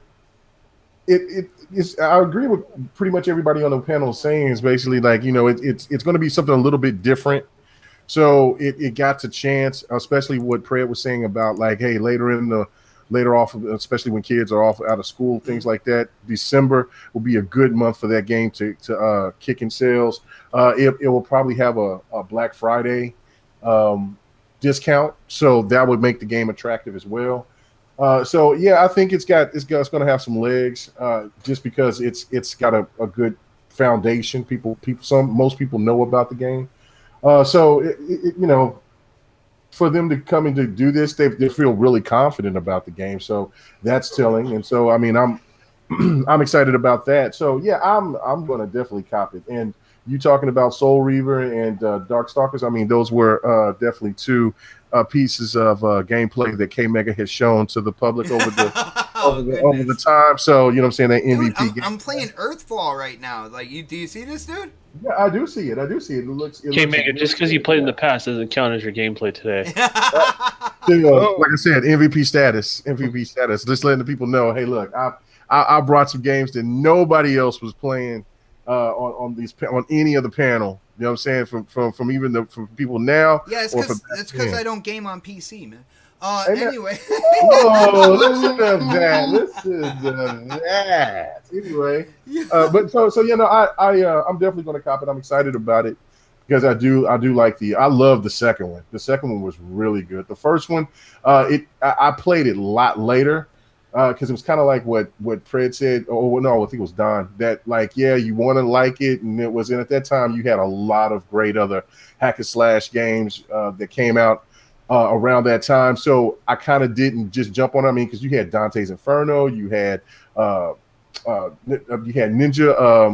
Dude, I remember Dante's Inferno. That's a name I haven't heard in a while either. Man. Right, you had Ninja Blade. You also had Ninja Gaiden. So I mean, or Gaiden, however people want to pronounce it. But there was so many other different type of hack and slash games. I mean, Heavenly Sword came out. So it was great. Wow. Yeah, you know what? Look, I know, you know what I'm saying? Look at it.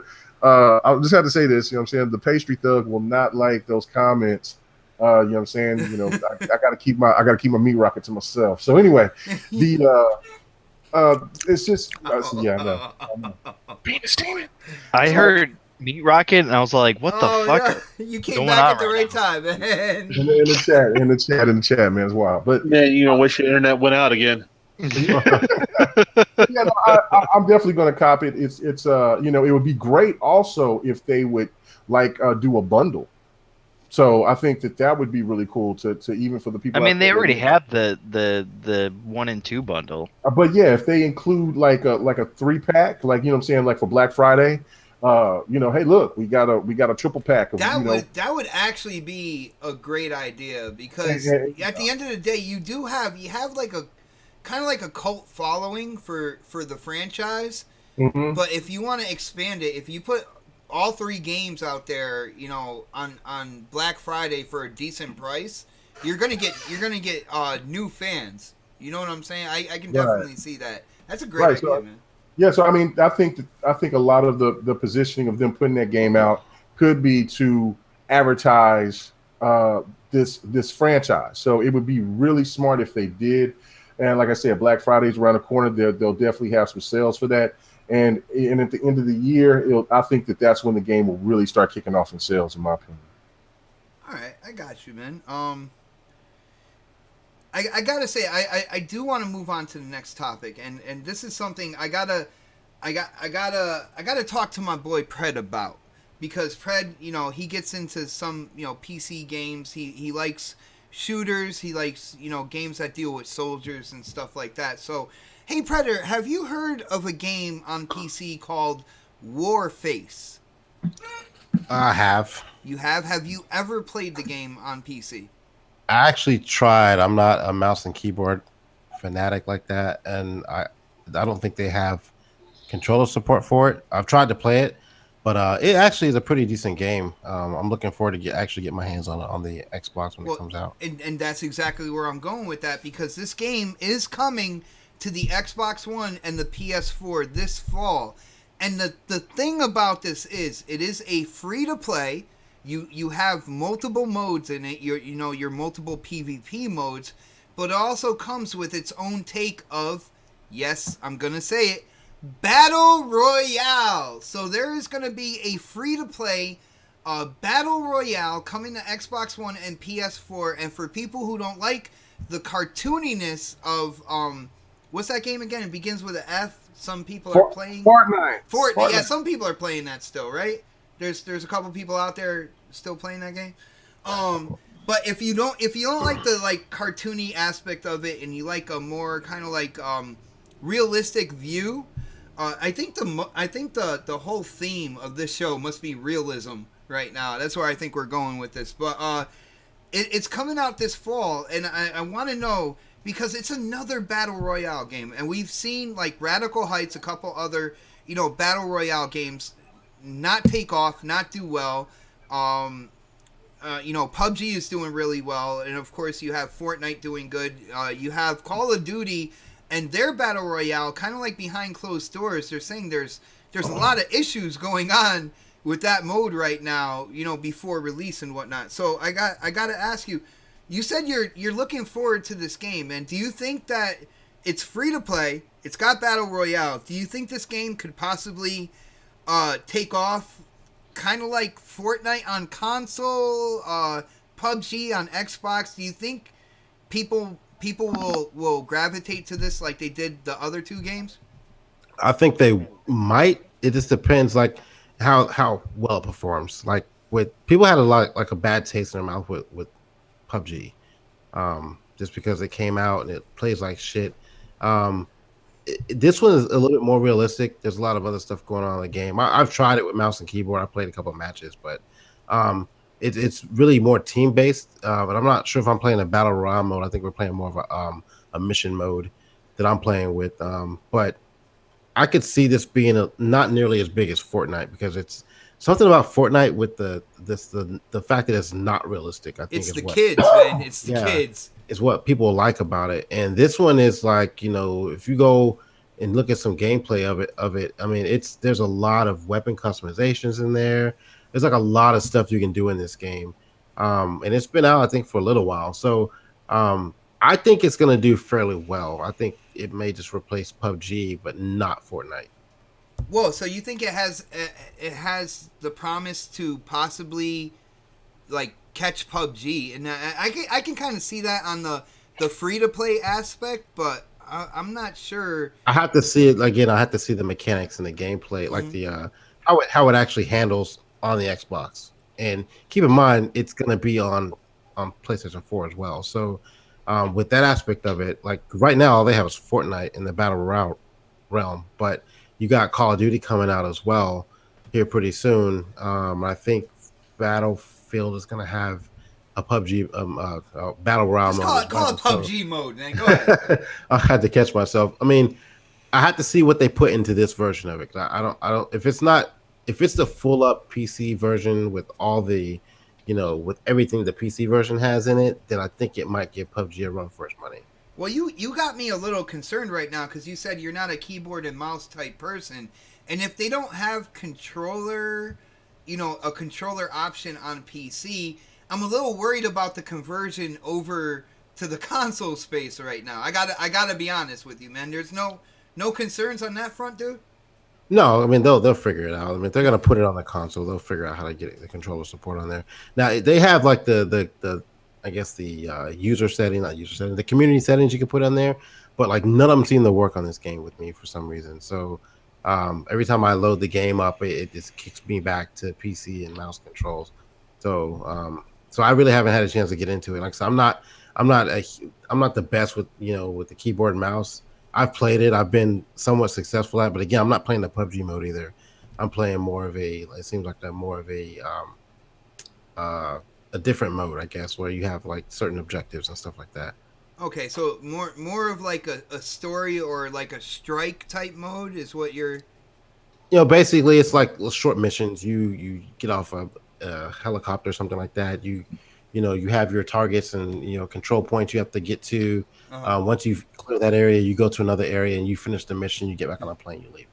That's the ones I've played so far. Well, see, that's there's a bunch of different maps on there though. That's pretty good that they have that type of mode in there as well as like your PvP and stuff like that. So it gives you a more kind of like well-rounded experience. If you don't really want to go in and go against other people, or you don't want to do battle royale, they'd still have something there for you to play that game. Basically, I'm gonna look and see what other modes they have right here while you go through everybody else. But I'll come back to me at the end. All right, no doubt. Let's go with the Angry Otter himself, and I know he loves some battle royale. So I gotta ask you, man. Have you heard about Warface, and what do you think, man? Do you think it has a place? Do you think it's gonna shine when it releases, this fall? On the consoles, on PS4, on Xbox One. Is he here or did he leave again? He's having internet issues. Let me check. No, he's here. Dark, you talk now. Oh snap. Okay, we'll be moving on. Let's go to somebody else who likes to kind of like dabble in the PC space. So. Mega, everything I said to Dark that he didn't answer, and he just dropped from the hangout, by the way. But, dude, have you heard about Warface? We're gonna do this again.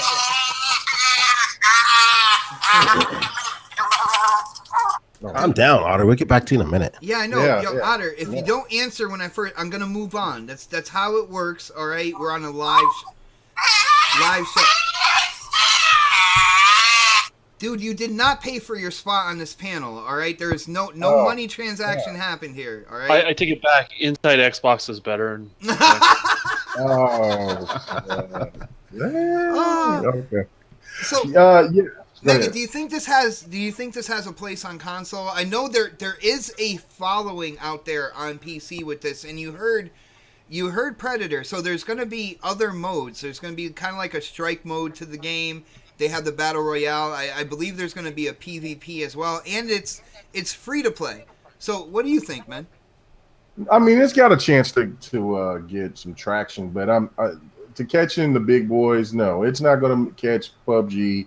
It's not. I mean, you got 8 million sold on the box alone. I mean, even so, that's saying something, because basically that game has played like trash, and it's had its issues. And people still buy it, and people are still playing it, and they're committed to it. You're still something about the game, man. Right. And as long as that they bring content to it, it's kind of like, to me, the first PC-esque game, or I should say esque because it is a PC game.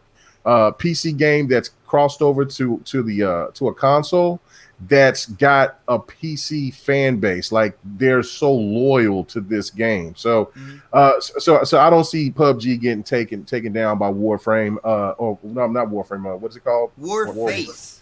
Warface.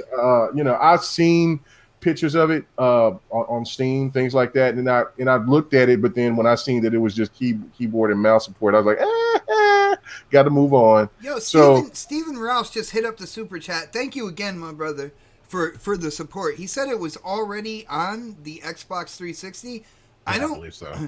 I see. I never saw it. Is he getting it mixed up with Warframe? No, he might be right. Because he could be right. Can somebody fact check while we're because I think he is right. Yeah, go check it out because he could be right. Because I could definitely see the 360 logo with that game. So with that would answer your question about the controller support because that means that game they already had it. Yeah, they already had it. So anyway, So it's I never played it. I never gave it a chance until, like I said, I seen it on PC. But I think just bringing in more competition should make PUBG want to get their act together with getting this game to perform properly. Like now, I haven't played PUBG in months because I'm ready for the game to be right. Crytek made the 360 port. Oh, really? Yeah. So. I mean, it is cool. So, like I said, more competition is good. I think definitely people will jump on it and play it. I've seen that there's Defiance, the new Defiance game that's out there free to play. I think I might want to download that and give it a try because my son loved Defiance. He played that game. He liked that game. Then so jumped on and got on COD, and then he just lost his mind on that. But but it's just to me, it's like. There's a need for those type of games. Also, you just get to see that the more and more of these PC games that's available, that's coming over to consoles. It's just showing that transition is really here and it's happening. And hey, the more the better, man. The game is built. The game is built on the CryEngine, so it's got to look good too. Yeah, it should look really good on console. The CryEngine and console, man, they do pretty well together. Do anybody know if it's going to be enhanced on the X or anything like that, or is it just? They haven't said anything about that. And it's funny. I haven't even heard like Xbox talk about this at all. Like at the end of the day, it's a free to play game.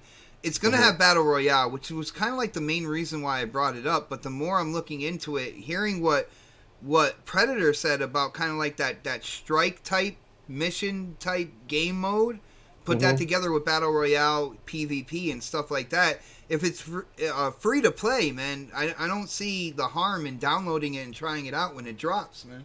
Right, yeah. I mean, just to give it a shot, and if people like it, then they like it, and But I don't see them getting away from PUBG or from Fortnite. It'd just be another one of those shooters that they'll put into their game list just to go through and play with friends. So yeah, no doubt. I gotta great say, for us. Yeah, more for us, and the more I'm hearing about it, the more I'm kind of like, I'm definitely gonna at least download this to try it out. Well, the PC version has co-op, special ops, versus rank, and battle pass. I don't know what that is. Battle pass must be the battle royale. Yeah. So all right, so that's multiple modes right there. Like I said, free to play. Don, what do you think about this, man? Now I know. Call of Duty's coming out with their Battle Royale. Somebody said something about Battlefield possibly having Battle Royale as well. We already have Fortnite. PUBG, is this just another Battle Royale? Do you think this is going to catch on to gamers out there, free to play? I'm saying. I don't know. They have stiff competition in this area, right? I mean, free to play is an easy way to get people trying your game, and that's the reason why they do it. But the same token, they gotta stay there. You gotta stay there, and then the game is only. Here's the thing: it's like these games only work if there's a player base. Yeah. If the player base is not steady enough, then how's it gonna do? So, and that goes with PUBG. It goes with Fortnite. Like if the player base drops like 1 week for any stupid reason at all, it's very well something that can be a detriment to all that. So I just really don't know. And honestly, I also think there's only so much space for battle royale games. I mean, everyone's hopping on the train, but when does that pool become diluted? As far as that goes, that's what I was thinking when I saw this too. Or one that one trick pony, people are over the idea of it. So that's kind of my take on it. I mean, I've already moved from battle royale. I mean, you can show me. I know you never play PUBG with us anymore, man. No, it's upsetting. I don't. I'm the only guy out there without any pants on, shooting at people. Lemon still plays PUBG. He plays it all the time. Yeah, does he play without pants though? See, no, I don't know that. See, that's what I'm talking about. I am now the only person that'll get into PUBG in true combat form with no pants. I'm saying I feel cheated right now. And I mean, it feels. I guess is a thing. I mean, it shows that you're just not confident to go solo. You need company in that space, and that's a little weird to me. Turn this around, man. Yeah. Pred, did you find anything else out? Yeah, I don't see a battle royale mode on here at all. Somebody said in the chat that Warface was shut down back in February 2015 by Microsoft. So, I mean, that's because probably they were working on the new game and it lost its fan base pretty much. You know what's funny? Warface sounds like something it's like a grade school insult. Yeah, it really sounds like they just threw that name like two words in a hat. You know what I'm saying? They just picked out two words out of a bunch that were in a hat and slammed them together. Warface. Yeah, Pred, is there any military significance? Because you're dealing with soldiers and stuff. Is there any military significance to the title, or it's just something? I don't know. There's no story mode. I'm looking at it right now. It says co-op, and those other. Now you go to versus mode. Hold on, it's loading, and you have team deathmatch. You have blitz, where you defuse a bomb. Storm, attacking team are going to capture 3 enemy command posts. So what's that? That's reminds me of Titanfall. Plant the bomb, free for all, kill everyone. Capture, steal the enemy's warhead, and deliver it safely. Capture the flag. Yeah, destruction, calling an airstrike on enemy positions, and domination, capturing key core points. That's it. So that's the versus mode. And the co-op has a bunch of different maps. They're basically just co-op gameplay. You just have a mission and objective to meet. That's it. I mean, that sounds like you put all that in with a battle royale. That's a lot for a free to play, man. And special operations, I haven't unlocked that yet, but I'm sure there's some other stuff in there. And you have versus rank match, but you have to unlock at a certain rank as well. All right, I got you. I mean, it's something to look into. This fall when it does drop, it's going to be free to play. So people out there, if you want another battle royale that has a bunch of other modes to it, when it comes to versus, when it comes to a more mission based mode. This is a free-to-play game. I would suggest downloading it and seeing if it's a game that will stick with you. I'm actually wondering now if it's just the Battle Royale mode that's coming to Xbox and not this version that I'm looking at right now on PC. Or if it's the... They said including. In the article, they said including Battle Royale, so... Well, they probably might charge for a lot of extra, and then Battle Royale might be free with maybe a couple of co-op missions. Yeah, they're going to piecemeal. I mean, if you have it free to play, I mean, the whole point of that is get it into players' hands and then throttle what you can get out of the game, basically out of experience. You still can get it out of experience, but it's a play business model. I mean, I don't know. Does anyone really care about Warface? Not really. I'm not trying to pick on the game. I mean, people are going to say the same thing about my game one day, right? But it's something that's been, I don't know, the whole battle royale thing has been so played out, and the closest thing that it does it really, really well is Fortnite, and people just kind of, I don't know, that just doesn't scratch the itch, I think, for a lot of people sometimes, even though there's a lot of people playing, if you know what I mean. People want PUBG to be this great big game, but it's still kind of stuck in this development circle where it really hasn't gotten much better, to be honest with you. If it's more than Battle Royale, I still like PUBG, man. People want PUBG to play like Fortnite in the sense of how smooth and far as the networking goes and all that sort of stuff. That's what people really want. As far as that goes, you got experts over there when it comes to Epic Games, working on that game and everything like that. They got bigger teams as well, yeah, though. Hell that's yeah, they do. Thing. So I mean, that's the thing. I mean, it's they're also generating more money with the. Uh-oh. We have experienced the blackout here. A blackout. Oh, there he is. There he is. I don't know what you're talking about. Oh, yeah, you just cut off real quick and it just went almost dead silent. Okay. I think it was something. I think it was something I wasn't supposed to talk about. So it's all good. Gotta shut it down. Yeah, man, I got people looking out for me. It's all good. Yeah, the Russians have muted you for that. Oh, don't do it. Don't do it. I don't know any. About 12 of them. There was about collusion. 12.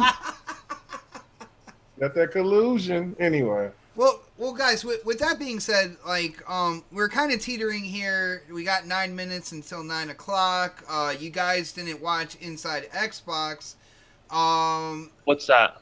Yeah, it was a show, and okay. I wanted to ask you guys about Game Pass, but I think I'm going to save that for another show. I think I'm going to let everybody off the hook a little bit early tonight. I gotta get ready for there's 2 kids' birthday parties going on tomorrow. Like our oldest and our second oldest, they have birthdays on the same day. And I gotta put my world famous macaroni salad together because we are gonna be going to we're going to the beach. We're gonna be staying in a cabin. We're gonna be out in the woods for a couple days. And people going on the beach on the East Coast? Yeah, it's freshwater though, freshwater beach, man. I was gonna say there ain't no. I was gonna say, come on now. There's trash cans out there in those beaches. Yeah, I mean, you got to watch out for the stuff buried in the sand, broken bottles. Well, oranges. Yeah, I wear beach shoes, man. I wear beach shoes when I go to the beach. When you say beach shoes, you mean Crocs, right? No, I mean like actual. We know. Walk in the water. No. But anyway, guys, it has been a very interesting show. This is episode number 99.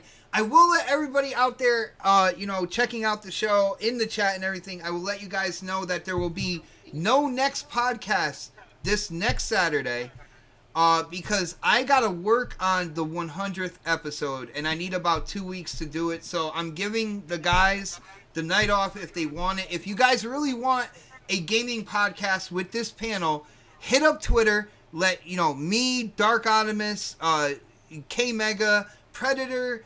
The Don, let us all know that you want us to come back Saturday, and we can do a more traditional kind of like hangout situation. But I think we should do a 4-player co-op game and stream it together. Really? Well, that setups. What I'm saying, the return of Halo Night. Yeah, Halo 3. We have to do that on Legendary on Master Chief Collection. Oh goodness! Are you guys ready? No, I mean we could do it. Or I'm putting everyone on the spot right now. I hear this. No, I'm down for it. But I'm bringing back Halo Night. Now I do need people to find, because I am going to bring my fighting stream back, which is the GRG game night. So because a lot of people have been asking, like, man, what happened to all we want to do to play the fighters and stuff. So is that one Bam beats you out of every fighter again? No, Bam is that the thing, or is it something else? No, Bam beats me in Killer Instinct and Mortal Kombat. He beats my ass in those 2 games. Kaleidoscope he's very dominant on me with Injustice, but when Did it comes just say dominant on him? Okay. Yeah, I mean, he's dominant on beat my ass in Injustice. Okay. But when it comes to Dead or Alive, hold on. Stop saying words. Stop it. Anyway, when it comes to Dead or Alive, when it comes to the Mighty Tekken, when it comes to Soul Calibur, when it comes to any 3D fighter, they get that ass whooped. So I holds my own, baby. Let's go. Bam don't even want to see me in Tekken. He runs from me. Turn it up. Yeah. Listen to the music. As you know, K Mega is the winner, man. Let's go ahead and get the votes is up. Well, that was K Mega's outro. Let's move on. Get the hell out of here. Is the what's called up? The Yeah, you're not on it, man. Why am I not on it? Because the people voted for you not to be on it. No, You didn't no, have they gameplay. did not. No, they did Dude, not. I looked at the was numbers. Tied. It was I tied. calculate them in my head. So You fucked up. You said you calculated in your head. We know you don't calculate.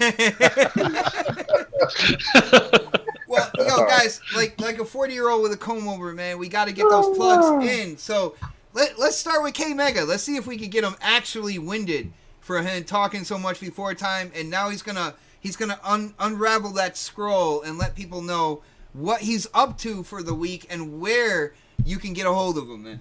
All right, yeah, no, I can keep going, man. You know me. So anyway. And yes, I said that. Don't wrong. say that. I think Slacks is somewhere out there, so you should say you can keep going.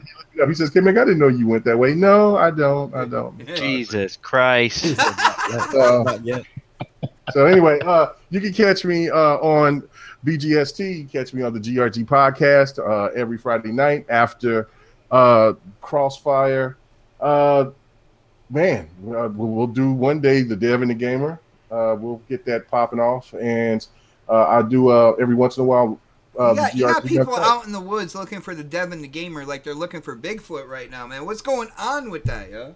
It's scheduling, man. I had a really long work week, but I did get to don on GRG Uncut with Moxie and Avers and Delilah HD and 108 Dragons. That was really an interesting show. So it was really cool because I mean there was a point in time where Don, Delilah, and Avers got into this conversation, and I just folded my arms and shut up because it got way too technical. It went way over my head, so I was like, just let them keep talking. Kind of like what I do this whole entire show every single freaking Saturday. A vote for Pred is a vote for famine. You know what I'm saying? A vote for K Mega is a vote for world peace. We're not voting for either one of those this week. Fucking nitro ever.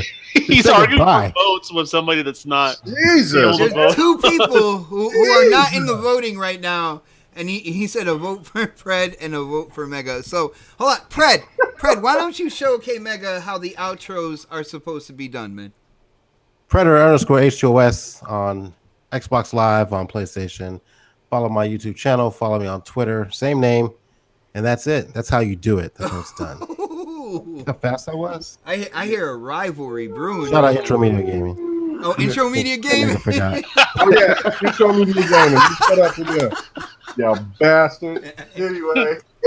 Yo, Dark, I know you had some internet trouble, but you did get some great opinions in on most of the topics, man, and I really do appreciate what you bring to the show, even though if some people like putting in like certain sound effects and stuff like that. So why don't you let people know where they can get a hold of you and the shows that you're on throughout the week as well, man? And he's gone. It doesn't matter what you think. It's gone. He said it is the next podcast and Hey, I'm back, damn it. I'm here. If you want me to do my outro, I'll do it right now. Okay. Let me do my outro before it cuts out again. All right, do it. Okay, you guys can find me on Twitter at Dark Ottomus. You can also find me at Xbox Live at the same name. You guys can check me. Damn it, Mega! Shut up, dude! God damn it! You guys can find me on the Saltiest Gaming Podcast every Thursday at 9 p.m. Eastern, 6 p.m. Pacific, and then you guys can always check me out here on the next podcast. Nice, brother. Great job, man. We got two professionals when it comes to outros, one right after the other. Yeah. Let's see if we can hit the trifecta. Don, why don't you let people know where they can get a hold of you and anything you've been up to? I know you have a YouTube channel. I just don't know if you've dropped any content lately, man. Yeah, I like to hide that from people. But that being said, the best way to do is follow me on Twitter, which is Don_KTR, which stands for Kiss the Ring. And it's the same thing for Xbox Live, but there's a space, no underscore. And the voting is up, so make it known. Yeah, thank you for bringing that up, man. I forgot to say that last week as well. The voting is up, guys.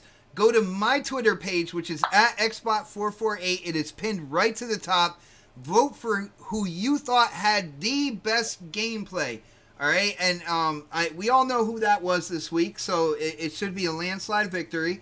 and I will I gladly. think the results are already reflecting what the people think. Really?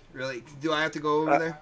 I'm just saying that's what maybe it's just reflecting what the people think. That's all. Um, I mean, that's a true statement. it is a close one, guys. It is a close one. Me and Dark are tied with 30%. The Don is only 10% higher right now. It can go either way, people. I understand you guys want to be nice to the Don, but let's be real here. Xbot had the best gameplay, so I can tell you is that gameplay was boring as shit without mine in there. Yo. On that note, guys, thank you again for all the support, for coming in and checking out the show. This is the 99th episode. In 2 weeks, we will be coming out with episode 100. It will be an episode you will not want to miss. Follow my Twitter at xbot448. I might have a couple questions that are going in regards to the 100th episode, so you can chime in and kind of respond to those and help make that 100th episode the best episode we can make it. Thank you, guys. It is Saturday. Gamers got a game. We got to get the controllers in our hands. So like I say, every Saturday except, well, how am I going to say this? We will check you out 2 Saturdays from now. All I know is if I win gameplay, you have to kiss the ring. Oh, no. Oh, On the next podcast, have a great weekend, everybody. Later. peace.